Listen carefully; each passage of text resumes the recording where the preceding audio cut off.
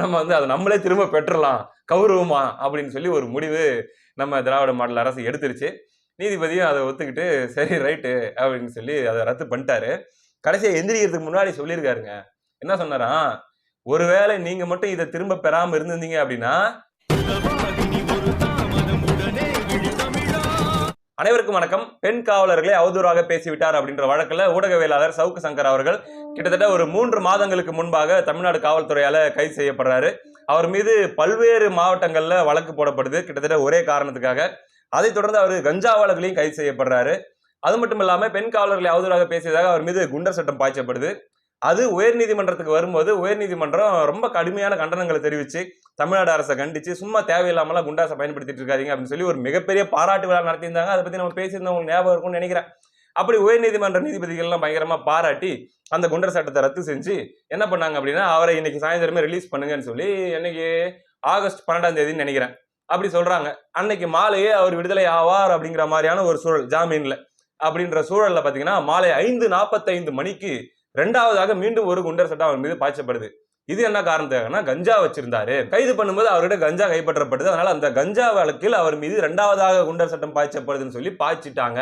அப்பவே வந்து எல்லாருமே பரவலா அதை பார்த்தவங்க சொன்னாங்க, இது வந்து தமிழ்நாடு அரசு ரொம்ப டெஸ்பரேட்டா இருக்காங்க, எப்படியாச்சும் உள்ள வச்சிருந்தோம், அவரை வந்து வெளியே விடக்கூடாது அப்படிங்கிறதுல ரொம்ப தீவிரமா இருக்காங்க.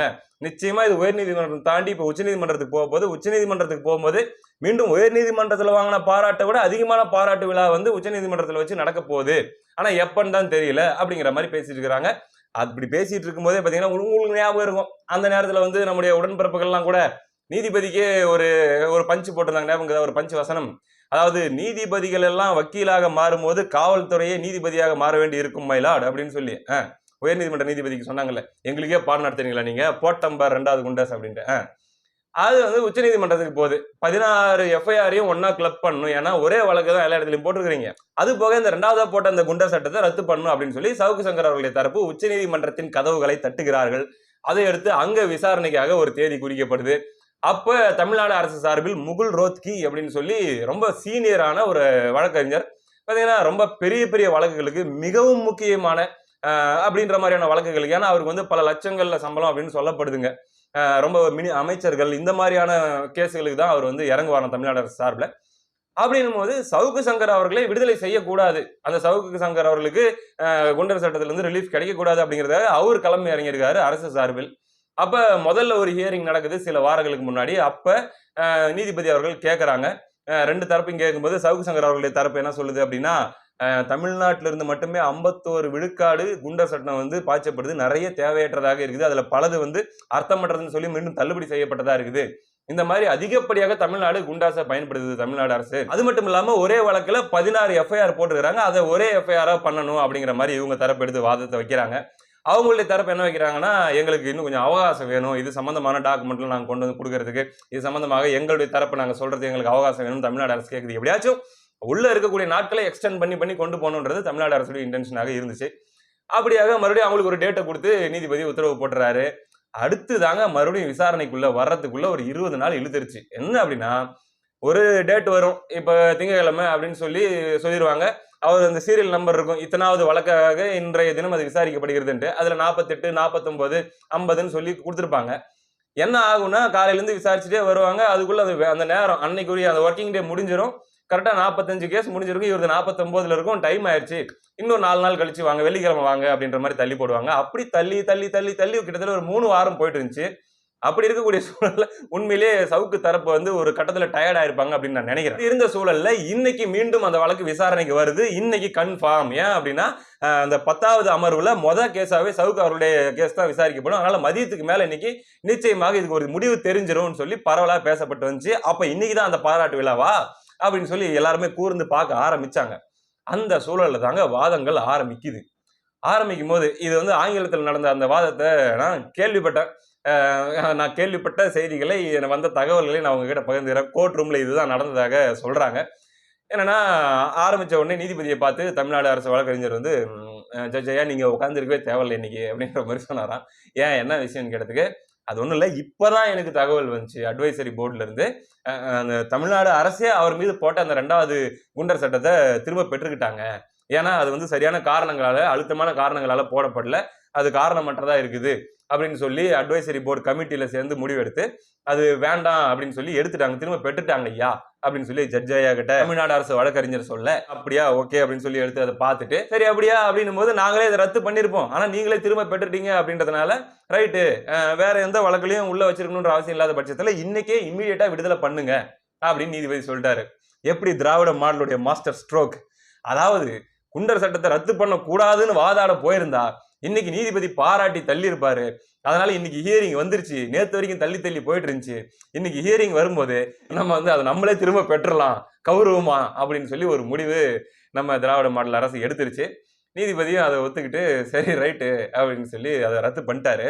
கடைசியா எந்திரிக்கிறதுக்கு முன்னாடி சொல்லியிருக்காருங்க, என்ன சொன்னாராம், ஒருவேளை நீங்க மட்டும் இதை திரும்ப பெறாம இருந்திருந்தீங்க அப்படின்னா நாங்க கடுமையான உத்தரவுகளை பிறப்பிக்க வேண்டி இருந்திருக்கும். அப்ப ஏதோ ஒரு ட்ரீட்மெண்ட்டுக்கு பிளான் பண்ணிட்டு இருந்திருக்காரு நீதிபதி அப்படின்னு நம்மளால புரிஞ்சுக்க முடியுது. அதாவது ஆங்கிலத்தில் இந்த சென்டென்ஸ் சொல்லியிருக்காரு, we would have come heavily on you அப்படின்னு சொல்லி நீதிபதிகள் சொன்னாராம். அதுக்கு வழக்கறிஞர் we understand my lord அப்படின்னு சொல்லி திராவிட மாடல் வழக்கறிஞர் சொல்லியிருக்காரு. இப்படியாக வேறு ஏதும் வழக்குகளில் அவரை தொடர்ந்து சிறையில் வைத்திருக்க வேண்டிய அவசியம் இல்லை என்கிற பட்சத்தில் உடனடியாக சவுக்கு சங்கர் அவர்களை பிணையில் விடுதலை செய்ய வேண்டும் என்று உச்சநீதிமன்றம் தீர்ப்பு வழங்கியுள்ளது. இதைத் தொடர்ந்து பெரும்பாலும் சவுக்கு சங்கர் அவர்கள் இன்றோ நாளையோ விடுதலை ஆயிடுவார் அப்படின்ற மாதிரி சொல்லப்படுதுங்க. அல்லது மூணாவதா ஒரு குண்டாசை இறக்குறோம்பா, நாங்க உயர்நீதிமன்ற நீதிபதிக்கு மட்டும் இல்ல உச்ச நீதிமன்ற நீதிபதிக்கும் நாங்க பாடம் எடுக்க போறோம், எங்க மேலேயே நீங்க என்ன டென்ஷன் ஆயிருப்பீங்களா, அப்ப பாருங்க இப்ப மூணாவது வேற ஒரு ஆங்கிள் வரோன்ற மாதிரி திராவிட மாடல் அரசு உச்ச நீதிமன்றத்தை சவால் விட போகிறதா அப்படிங்கிறதெல்லாம் பொறுத்திருந்தா பார்க்கணும். ஆனா அதுக்கெல்லாம் வாய்ப்பு ரொம்ப ரொம்ப கம்மி அப்படின்னு சொல்லி உறுதியாக நாம் நம்புகிறோம்.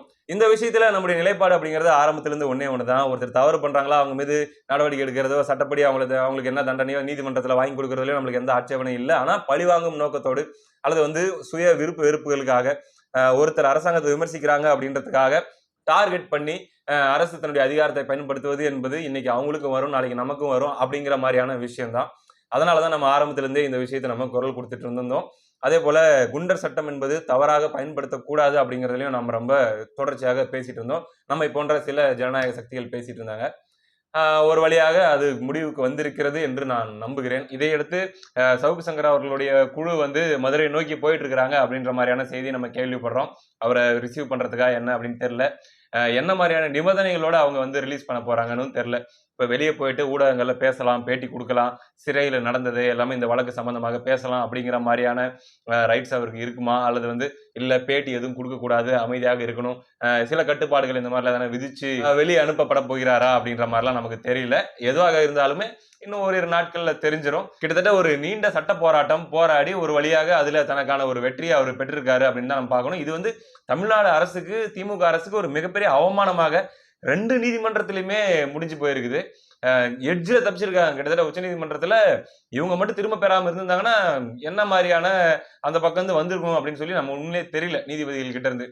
அப்படியாக ஒரு பெரிய பாடமாக அமைஞ்சிருக்குது. ஏற்கனவே உயர் நீதிமன்றத்திலே அவங்க ரொம்ப ஸ்ட்ராங்கா சொல்லியிருந்தாங்க, இது மாதிரியான வழக்குகள்லாம் எதுக்கு நல்லது அப்படின்னு நம்ம சொல்றோம்னா, இந்த மாதிரி தீர்ப்புகள் வர்றது எதுக்கு நல்லதுன்னு நம்ம சொல்றோம் அப்படின்னா, நாளைக்கு வேற ஒருத்தரை காரணமின்றி அல்லது ஒரு குறிப்பிட்ட காரணத்துக்காக குண்டர் சட்டத்துல போடுறது அப்படிங்கிறது எவ்வளவு முடியுமோ அவ்வளவு குறைக்கப்படணும். மற்றபடி வழக்குகள் எல்லாமே சரியான முறையில் நடத்தப்படணும் அப்படிங்கிற நம்முடைய அந்த ஒரு எதிர்பார்ப்பு இருக்கு இல்லைங்களா. நம்ம ஸ்டேட்னா இப்படி இருக்கணும் அப்படின்னு சொல்லி நமக்கு ஒரு எதிர்பார்ப்பு இருக்கும்ல, அந்த மாதிரி அது செயல்படணும். அது எந்த கட்சி ஆளுங்கட்சியாக இருந்தாலும் சரி, நாளைக்கு எதிர்காலத்தில் வரக்கூடிய கட்சிகளாக இருந்தாலும் சரி, இந்த நீதிபதிகளுடைய குறிப்பா உயர் நீதிமன்றத்துல சொன்ன நீதிபதி அவர்களுடைய கருத்துக்கள் எல்லாமே பொருந்தும் அப்படின்னு சொல்லி நம்ம நம்புறோம். அது பயன் தரும் அப்படின்னு நம்ம நம்புறோம். இவ்வளவு சீக்கிரமா 2 குண்டாஸ் உடைஞ்சது அப்படிங்கிறது இதுக்கு முன்னாடி யாருக்குன்னு எனக்கு தெரியல. உங்களுக்கு தெரிஞ்சா கமெண்ட்ல சொல்லுங்க. அடுத்தடுத்த செய்திகளை தொடர்ச்சியாக பார்ப்போம். அடுத்த காணொலியில் சந்திப்போம். நன்றி.